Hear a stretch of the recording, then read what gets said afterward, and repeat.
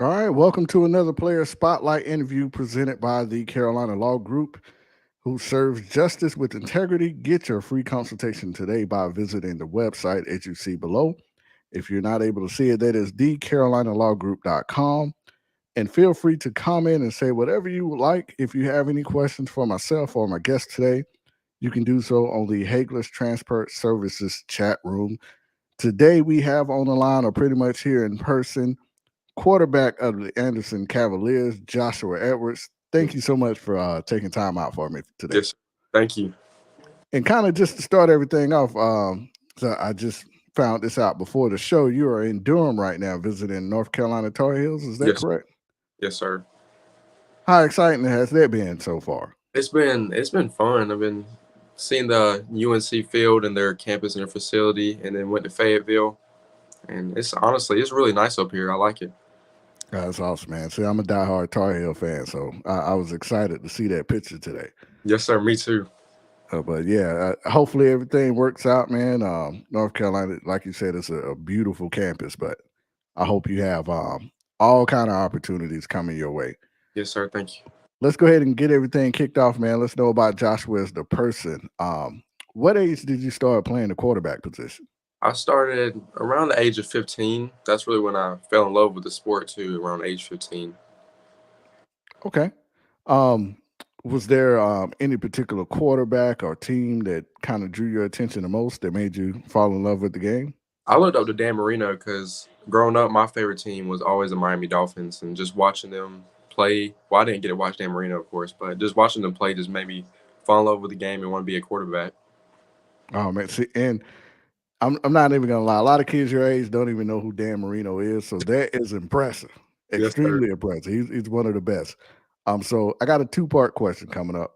Yes, sir. What are some things that you enjoy outside of the sport of football or any sports in general? Honestly, just spending time with my family, hanging out with my friends and my girlfriend, of course, and honestly, just working on my craft. I know I like to go to the field a lot and just hang out with my friends. Oh, absolutely. And if you could be anything other than a high school quarterback or future-wise, Yes, sir. what would that be? Probably a coach because, like, I just love the game of football. I love coaching it. I like seeing players do good. I love seeing the team winning and everybody just getting along. Now that coaching mindset, like, where did that come about? Was there a particular coach that drew you to where you could be like, you know what, I think I can do this? Honestly, Coach Norris, because I really just look up to him because he does a lot for us. He reaches out to colleges for us each and every day. He gets camps, 7-on-7s, and he just makes me want to provide for other players and show them how the game works and how beautiful the game is. Yeah, absolutely, man. And kind of to piggyback off that, Coach Norris is amazing. Yes. That's how I found out about you. He reached out to me on Twitter and said, "Hey, man, we have this awesome young man down here in Anderson. I would love for you to interview." Yes, sir. I'm like, "Hey, sure." And then when I found out you was working with my guy Ramon, I said, "Okay, this is a no Yeah. question. We got to get him on." Yes, sir. So, speaking of Coach Norris again, he told me how your parents are strongly behind you. Like, how does it feel knowing you have a strong support system in your corner? It's amazing. It's great because no matter what happens, is win or loss, no matter what college I go to, they're always having my back, always text me, make sure I'm okay, supporting me, and through everything I go through with and through outside of football and with football. Absolutely. And kind of, to piggyback on that coaching role, like, Just what advice would you have for other athletes that may uh, not have the support system you have? never give up. If you have your dream, like you need to chase it and never give up. Always work towards it and never just honestly just work and work and work and work because you're gonna reach the top one day if you keep reaching and going for your goal and striving for it. That was excellent advice. So leadership, and I can definitely see that into you as being a leader. Quarterbacks are always considered the leader of the team. What makes you like? What goes into leadership? What do you think makes a good leader? Going into leadership is being vocal, making sure everybody's on the same page, making sure the chemistry there, making sure just honestly communicating with your coaches, everybody on the team, and just leading them to the wins or after the loss, uplifting everybody, making sure their heads up and they're okay. Okay, and we have actually a question from the audience from Chris Osborne. He wants to know: do you have top five schools? I guess within your site right now. Um, Top five, I would say UNC Charlotte, um, UNC Coastal Carolina. Wake Forest was really nice. I like them, and probably I like Lenore Ryan. It was really nice up there. I like Lenore Ryan a lot. Okay, so are you big on scenery? The kind I like smaller schools, but I also like senior. I can agree with that. I got you. Yeah, hey, there's nothing wrong with that, man. Yes, sir. Gotta. There's nothing wrong with having perks. Um, Outside yourself, who else on the team would you consider to be a leader and why? Oh, I would say my starting wide receiver Malachi Gaines because he's honestly he's vocal. His IQ of the game is he's really smart in the game, and you if you don't know a play or need help or need advice with the game, you just go to him. And honestly, he's just very uplifting too. Also, Absolutely, that is awesome. Nothing like that quarterback and wide receiver relationship. Now let's talk about the Anderson Cavaliers because a lot of people are not familiar with the team and being in a private league. Like, can you describe to those who may not know what it's like playing in a private league in high school and being an Anderson Cavalier? Uh oh, I think we lost you. can you hear me now? Yep, good to go. I can't hear you. You can't hear me? How'd you get it fixed last time? I had to leave and join back. Oh, boy. Can I leave and join back? Yeah, I can see if I can accept that in. We're fine. All right, guys. Hey, it's modern age technology.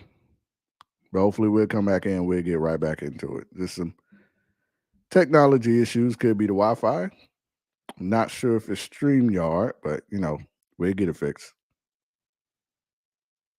Hopefully he'll be able to jump back in. There we go.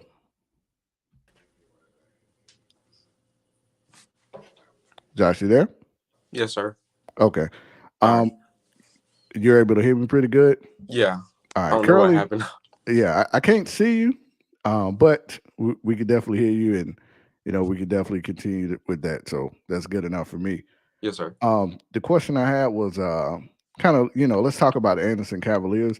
Can you describe to those that may not know what it's like playing in a private league in high school, and what it's like being an Anderson Cavalier? It's honor to be an Anderson Cavalier and playing in a private league is it's the same adversity, same intenseness as a public school or anywhere you play. I mean, we play in four cities and the level of intenseness is crazy.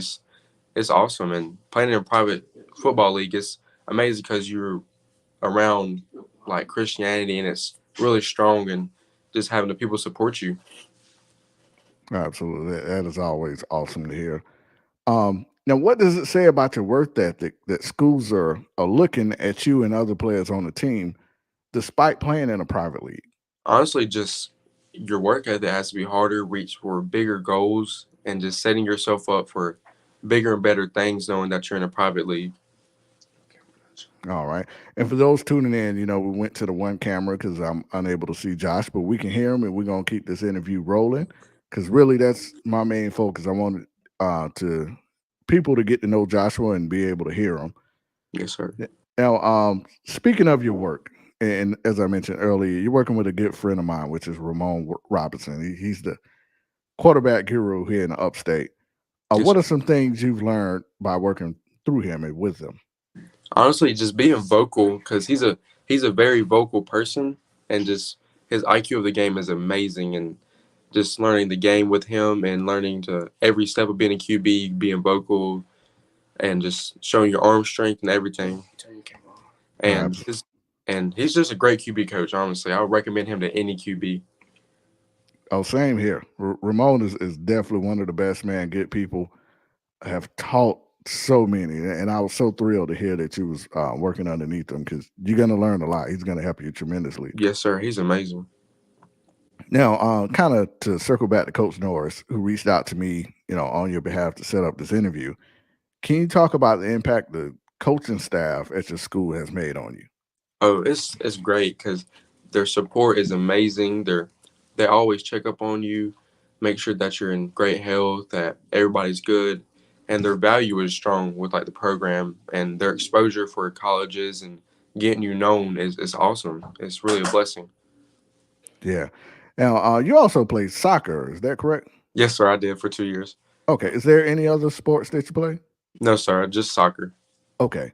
So between soccer and football, which of the two is more difficult to get prepared for before the game? Honestly, I would have to say soccer because it is Wow. so much back and forth running, back and forth the whole game. Yeah, and it's I guess what type of mental preparation do you have to go through in a game of soccer? Honestly, just knowing that at any time that you can just I know you get hit a lot in football, but in soccer, just knowing that there's a lot of more rules, technical rules, that you have to be more technical in your work, and that you have to chase out a player, you have to go get them. Like you gotta run, gotta get on your horses. Now, I don't know if you ever been to a pro game, and that's definitely a goal of mine to go to one of these pro soccer games. Yes, sir. Fan base wise, who would you say has the most exciting fan base? Soccer fans or football fans? Oh, football fans for sure. They come up and bring the energy almost every game. Like they're loud, they're just cheering on every time, first down, touchdown, anything. They're exciting.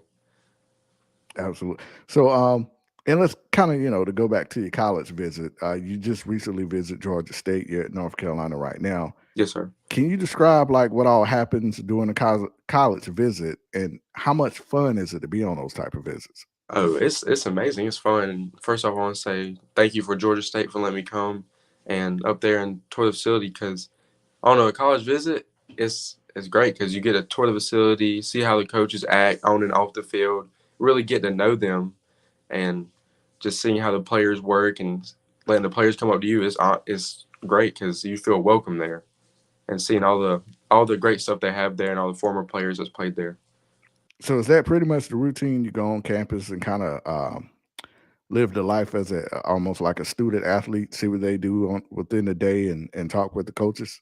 Yes, sir. Seeing them practice and seeing the campus is really what you do, and getting to know the coaches and just meeting all of them.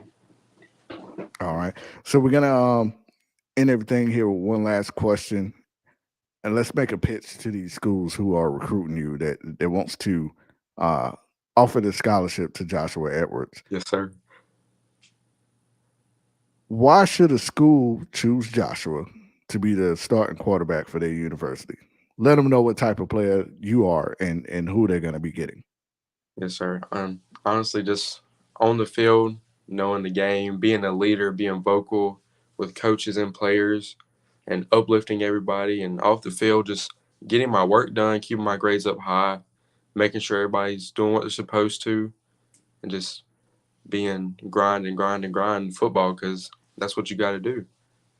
Absolutely. And all these schools and recruiters that follow us, make sure you follow him on Twitter. That's Joshua Edwards _5. And make sure that you follow the Anderson Cavaliers throughout this upcoming season. Joshua, I wanted to thank you again just for taking time out to coming on here with me. We'll be following you all season and rooting for you. Best of luck, and thank you again for your time. Thank you, sir. Thank you for the opportunity. My pleasure. Again, guys, this has been a player spotlight interview with Joshua Edwards of the Anderson Cavaliers. All interviews are brought to you by the Carolina Law Group. Make sure you visit them at www.thecarolinalawgroup.com. Thank you so much. I'm Tyler Butler. This is Joshua Edwards. I'm out.